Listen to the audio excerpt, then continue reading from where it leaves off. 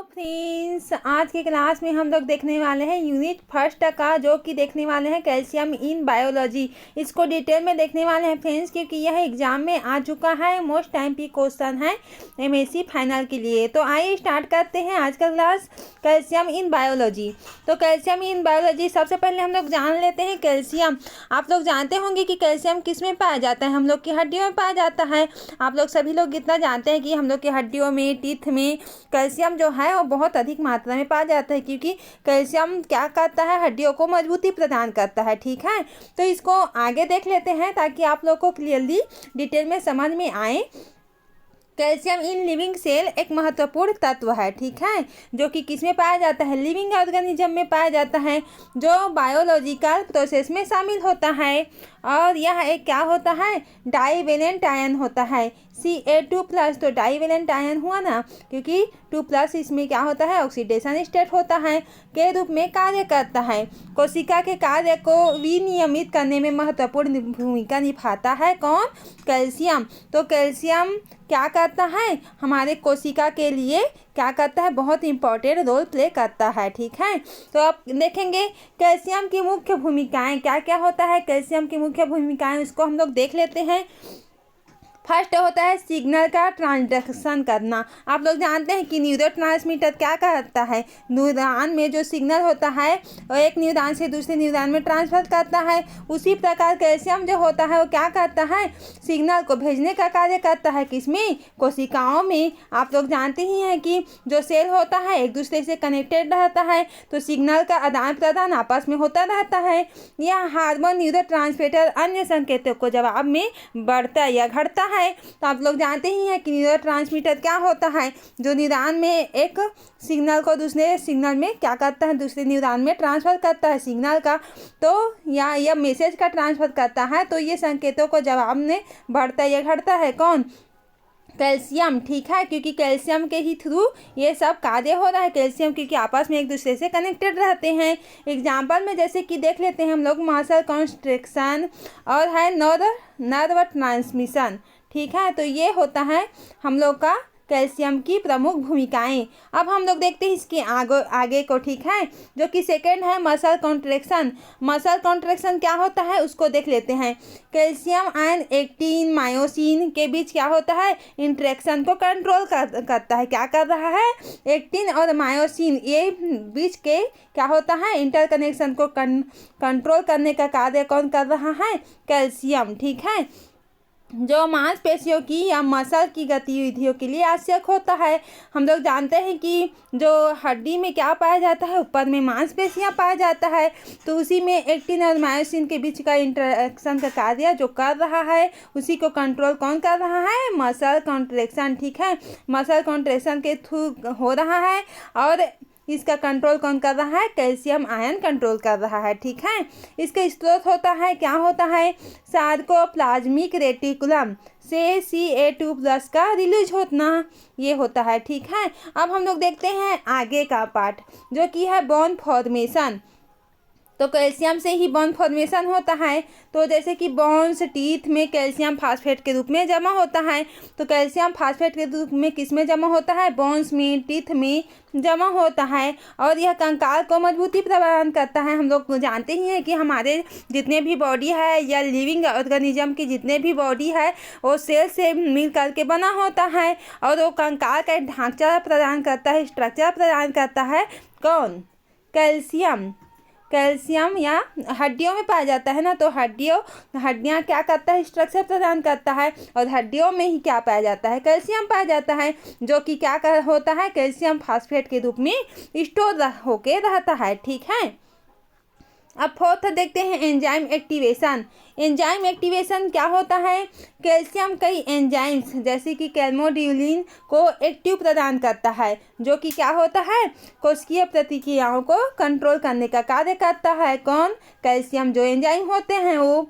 और 5 हम लोग देखते हैं सेल साइकिल रेगुलेशन, जिसे हिंदी में क्या बोलते हैं, कोशिका चक्र विनियमन। ठीक है, तो ये क्या होता है, कैल्शियम आयन का सेल डिवीजन क्या होता है, सेल ग्रोथ में भूमिका निभाता है। आप लोग जानते ही हैं कि बॉर्न जो होता है, छोटे बेबी होता है, उन लोग का सेल डिवीजन बहुत अधिक होता है और उन लोग का जल्दी ही घाव भर जाता है या चोट मोच या कुछ भी होता है उन लोगों को, या कुछ भी डैमेज होता है तो बहुत इजीली भर जाता है, क्योंकि उन लोगों को में क्या होता है, सेल डिवीजन या सेल ग्रोथ की भूमिका बहुत अधिक होती है। छोटे बॉर्न बेबी में सेल का ग्रोथ बहुत अधिक होता है। इस कारण से क्या होता है, कैल्शियम सेल डिवीजन का सेल ग्रोथ में भूमिका निभाते हैं।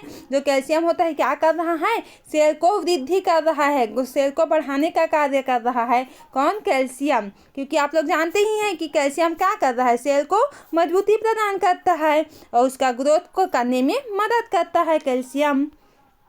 अब 6 देखते हैं इसका क्या होता है, मेम्ब्रेन पोटेंशियल रेगुलेशन। ये क्या हो रहा है, तो ये क्या होता है, कैल्शियम आयन सेल मेम्ब्रेन के क्या होता है, इलेक्ट्रिकली पोटेंशियल को भी कंट्रोल करने का कार्य करता है। किसको कंट्रोल कर रहा है, सेल मेम्ब्रेन में क्या पाया जाता है, इलेक्ट्रिकल पोटेंशियल पाया जाता है।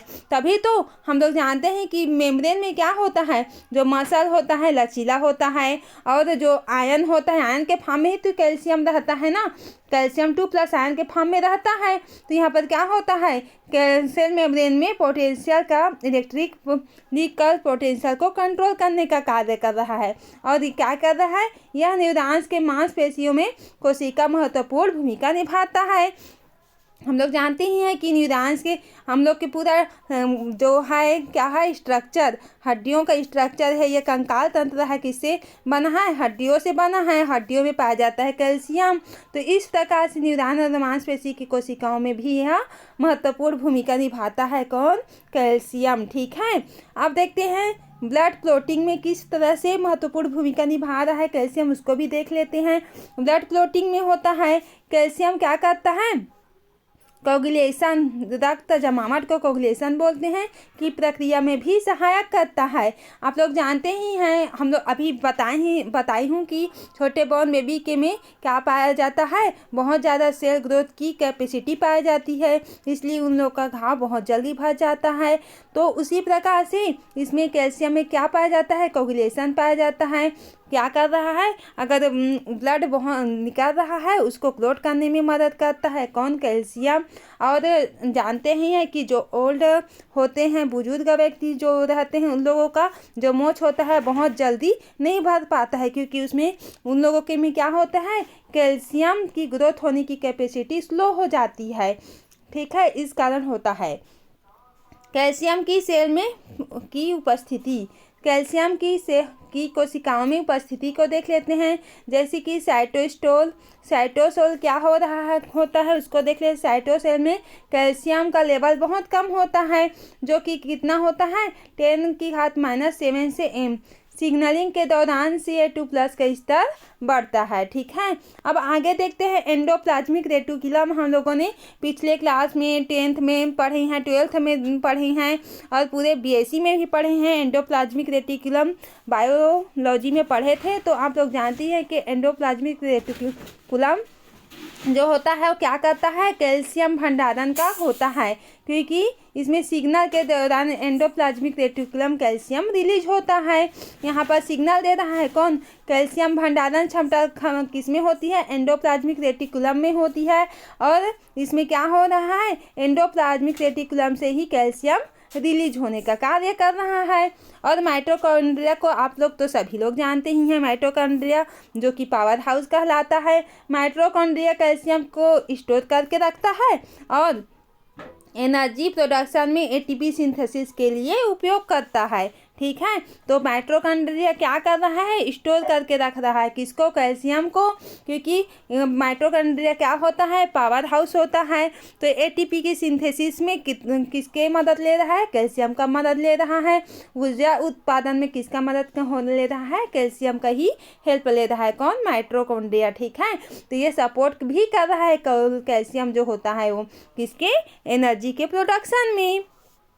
ठीक है, अब हम लोग आगे देख लेते हैं एक्स्ट्रा सेलुलर स्पेस। कोशिका के बाहर, जैसे कि कोशिका के बाहर कैल्शियम की जो सांद्रता होती है बहुत अधिक होती है, जो कि 1 से 2 mm के होती है, ठीक है। यहाँ पर सेल मेम्ब्रेन के माध्यम से परिवहन के लिए उपलब्ध होता है कौन? कैल्शियम, ठीक है। कैल्शियम ट्रांसपोर्ट मैकेनिज्म को देख लेते हैं। तो अब ट्रांसपोर्ट भी करना बहुत ज़रूरी है कैल्शियम का, उसके मैकेनिज्म को देखेंगे। फर्स्ट होता है कैल्शियम चैनल्स। कैल्शियम चैनल्स कैसे होता है इसको देख लेते हैं। कैल्शियम आयन को सेल के अंदर या बाहर ले जाने के लिए झिल्ली में मौजूद प्रोटीन चैनल होता है। तो कैल्शियम क्या हो रहा है यहाँ पर? कोशिका के अंदर तो बाहर ले जाना आना, यहाँ पर क्या मौजूद होता है? यहाँ पर एक प्रोटीन चैनल होता है। किसमें? कैल्शियम चैनल को ही तो बोल रहे हैं ना, जो कि सेल को क्या कर रहा है? सेल में कैल्शियम को बाहर लाएगा, अंदर ले जाएगा। उसमें क्या होता है? प्रोटीन चैनल होता है, उसी के थ्रू कैल्शियम जो होता है इंटर करता है और बाहर आता है, ठीक है। और सेकेंड होता है कैल्शियम पम्प्स, जो कि आप जानते ही हैं कैल्शियम पंप को, ठीक है। Na+ K+ पंप यही तो होता है हम लोग का, इसमें ऐड करना जरूरी है Na+ और K+ पंप को, ठीक है। तो जैसे सेल का पंप जैसे कैल्शियम को एंडोप्लाज्मिक रेटिकुलम में वापस ले जाते हैं, ठीक है। अब थर्ड होता है कैल्शियम एक्सचेंजर, जो कि क्या होता है? ये आयन को आदान एक्सचेंज करने का कार्य कर रहा है। इसका नाम से ही स्पष्ट हो रहा है कि calcium exchanger, it means exchange करने का कार्य कर रहा है। किसका? आयन का। किसमें? कैल्शियम को बाहर निकालता है या अंदर लाता है, आदान प्रदान कर रहा है। किसका? आयन का। तो आयन के माध्यम से, आदान प्रदान के माध्यम से ही कैल्शियम को क्या कर रहा है? बाहर निकालने का कार्य कर रहा है। तो ये हुआ हम लोग का कैल्शियम एक्सचेंजर, ठीक है। अब हम लोग देखते हैं कैल्शियम होम्योस्टेसिस, उसको देख लेते हैं। कैल्शियम संतुलन इसका हिंदी फॉर्म, ठीक है। कैल्शियम का संतुलन बनाए रखने के लिए क्या आवश्यक होता है? इसकी कमी अधिकता से विभिन्न समस्याएं हो सकती है। किसके? कैल्शियम से। अगर कैल्शियम हमारे लिए इतना फायदेमंद है, अगर कमी भी हुआ तो हम लोग को डिसीज हो जाती है, कई प्रकार की डिसीज हो जाती है। कैल्शियम के ज़्यादा मात्रा भी हुआ तो भी डिसीज होती है, कम मात्रा भी हुआ तो भी डिसीज होती है, क्योंकि कोई भी चीज़ एक आवश्यक लिमिट में ही, एक आवश्यक क्या होता है, एक लिमिट में ही हम लोग के बॉडी के लिए ज़रूरी होता है। कैल्शियम हो तो या कोई भी पदार्थ हो तो अगर अधिक या कम हो गया तो उससे हम लोग को किसी न किसी प्रकार से डिसीज हो जाती है। तो फर्स्ट होता है हाइपर कैल्सीमिया या हाइपर, इट मीन्स ज़्यादा, ठीक है। कैल्सीमिया अधिक मात्रा में कैल्शियम का होना, इसके कारण क्या क्या हो जाती है? मांसपेशियों में कमजोरी आ जाती है। अगर ज़्यादा होता है कैल्शियम तो क्या हो रहा है? मांसपेशियों में कमी आ रही है, थकावट हो रही है और हड्डियों का टूटना। जैसे कि आप लोग जानते हैं कि जो बुजुर्ग व्यक्ति जो होते हैं उन लोग क्या करते हैं? बहुत जल्दी थक जाते हैं। उसके जो अगर किसी भी साथ में लग गया, मोच आ गया तो उन लोगों का क्या होता है? बहुत जल्दी वो कवर नहीं हो पाता है, बहुत टाइम से होता है। और उसके में अगर हड्डियां टूट गया, अगर एक्सीडेंट के कारण कोई भी बुजुर्ग व्यक्ति के में हड्डियां टूट भी गई तो वो क्या होता है? कवर नहीं हो पाता है, ठीक है। तो ये होता है हाइपर कैल्सीमिया। तो ये क्या होता है? अधिक कैल्शियम के कारण होता है। तो अधिक कैल्शियम जिस व्यक्ति में अधिक कैल्शियम होता है उसके कारण होता है। बुजुर्ग व्यक्ति में तो नहीं होता है, लेकिन बुजुर्ग व्यक्ति में क्या होता है? अगर कैल्शियम की कमी होती है उन लोगों के में, ठीक है, तो कैल्शियम की कमी से उन लोगों में थकावट होता है और हड्डियों की जो बताइए वो होता है, ठीक है। और इसके किसी व्यक्ति में अगर ज़्यादा हो गया तो कमजोरी, थकान, हड्डियों का टूटना होता है। और हाइपोकैल्सीमिया होता है, वो क्या होता है? कैल्शियम की कमी। कैल्शियम की कमी के कारण क्या क्या होता है? जैसे कि ऐंठन, आप लोग जानते ही हैं कि कैल्शियम की कमी हो जाता है तो क्या क्या होता है? अगर हमारे हाथ पैर जो होते हैं अपंग जैसा लगने लगता है, ऐंठने लगता है और तंत्रिका संवेदनशीलता भी बढ़ता है, ठीक है, कैल्शियम की कमी से। अब डिसीज में रोगों में भूमिका, इसके क्या क्या रोग होते हैं उसको देख लेते हैं। ओस्टियोपोरोसिस क्या होता है? कैल्शियम की कमी से हड्डियों को कमज़ोर हो जाती हैं। अब अभी हम लोग बताए बुजुर्ग के इंसान में हड्डियों कमज़ोर हो जाती है और कैल्शियम की कमी से होती है, ठीक है। मैं उतना टाइम अपोजिट बोल रही थी, पर बुजुर्ग व्यक्ति में क्या होता है? कैल्शियम की कमी होती है, इसलिए हड्डियों हड्डियाँ जो होती है कमज़ोर हो जाती है, और जो जितना बताई वो सब इसमें क्या हो जाता है, रिकवर हो जाता है। ठीक है, अब देखते हैं कार्डियोवास्कुलर डिसऑर्डर। कार्डियोवास्कुलर डिसऑर्डर के कारण क्या होता है, यहाँ पर असंतुलित कैल्शियम हृदय की गति और रक्तचाप को प्रभावित करता है। यहाँ पर हाँ, हम लोगों ने डिटेल में पढ़ लिया था कार्डियोवास्कुलर डिसऑर्डर को। तो उसमें क्या होता है, कैल्शियम की कमी से क्या क्या हो रहा है, बीपी में हो रहा है, इसमें को प्रभावित करता है, हृदय की गति या हार्ट बीट को प्रभावित करता है कौन, कैल्शियम की असंतुलन होना। ठीक है, अब देखते हैं न्यूरोलॉजिकल डिसऑर्डर। न्यूरोलॉजिकल डिसऑर्डर में क्या हो रहा है, यहाँ पर न्यूरॉन्स में कैल्शियम का सिग्नलिंग का असंतुलन अल्जाइमर जैसी बीमारियों का जुड़ा होता है। ठीक है, इसमें क्या होता है, कैल्शियम सिग्नल न्यूरॉन जो होता है, आप लोग जानती हैं न्यूरॉन जो होता है मैसेज का ही ट्रांसफ़र कर रहा है। तो इसमें क्या हो रहा है, कैल्शियम को सिग्नल प्रोवाइड करता है कौन, न्यूरॉन जो होता है। अगर असंतुलन के कारण हो जाता है, अगर कैल्शियम सिग्नल जो होता है वो असंतुलित या क्या होता है, हड्डियों में उसका संतुलन बिगड़ जाता है, किसका, सिग्नलिंग का। तो उसके कारण क्या होता है, अल्जाइमर जैसी डिसीज बीमारी हो जाती है। ठीक है, अब इसके आगे को देख लेते हैं, सोर्सेस ऑफ कैल्शियम। तो कैल्शियम के क्या क्या सोर्स हैं हमारे डाइट में, फूड में या लेते हैं, उसमें क्या क्या होता है, किसमें कैल्शियम अधिक मात्रा में पाया जाता है। तो हम लोग जानते ही हैं, हरे पत्तेदार सब्जियों में अधिक मात्रा में क्या पाया जाता है, कैल्शियम पाया जाता है।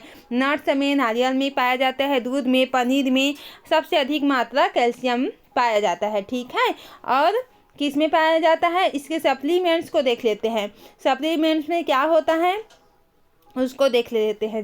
ठीक है, तो आयरन की मात्रा क्या होती है, पालक भाजी आप लोग सभी लोग जानते ही हैं। और कैल्शियम की मात्रा दूध, पनीर, हरे जितने भी हरे पत्तेदार सब्जियां हैं वो किसके स्रोत हैं, कैल्शियम के स्रोत हैं। तो दूध है, तो कोई भी इंसान को अगर कैल्शियम की कमी है तो यही सब ज़्यादा खाना चाहिए, जिससे उसके कैल्शियम जो है वो रिकवर हो सके। तो सप्लीमेंट्स को देखते हैं, कैल्शियम कार्बोनेट या कैल्शियम साइट्रेट के रूप में उपयोग होता है। ठीक है, अब इसके कंक्लूजन को देख लेते हैं। कंक्लूजन में क्या है, यहाँ पर कैल्शियम सेल के भीतर क्या होता है, बाहर दोनों स्थानों में जीवन के लिए अनिवार्य होता है। हम लोग तो जानते ही हैं कि कैल्शियम बिना क्या होता है, जीवन अनिवार्य होता है, क्योंकि कैल्शियम हड्डियों को मजबूती प्रदान करता है। अगर कैल्शियम ही नहीं रहेगा तो हड्डी कहाँ से पाया जाएगा। ठीक है, यह सिग्नल ट्रांसमिशन, एंजाइम एक्टिविटी और स्ट्रक्चर समर्थन से लेकर रक्त के क्लोटिंग, आप लोग जानते हैं ब्लड क्लोटिंग में, मांसपेशी संकुचन में कई प्रक्रियाओं के महत्वपूर्ण भूमिका निभाता है। इसका संतुलन बनाए रखना बहुत जरूरी होता है। ठीक है, तो आई होप आज का वीडियो लेक्चर आप लोगों को बहुत इजीली समझ में आया होगा। फ्रेंड्स, आज हम लोगों ने पूरी कैल्शियम को पूरी डिटेल में अच्छे से समझ लिया है। आप लोगों अगर नोट्स नहीं बनाए होंगे तो नोट्स ज़रूर से बना लें, ताकि यह आप लोगों के एग्ज़ाम में अच्छे से बन सके। तो आई होप आज का वीडियो लेक्चर समझ में आया होगा। फ्रेंड्स, अगर चैनल में न्यू है तो सब्सक्राइब कर दें और क्या कर दें, अपने फ्रेंड्स में शेयर कर दें, ताकि आप लोगों की तरह उन लोग भी पढ़ सकें। और क्या कर दें, पसंद आया हो थोड़ा बहुत तो लाइक भी कर दें। तो आज के वीडियो ही सेंड करते हैं। Thank you.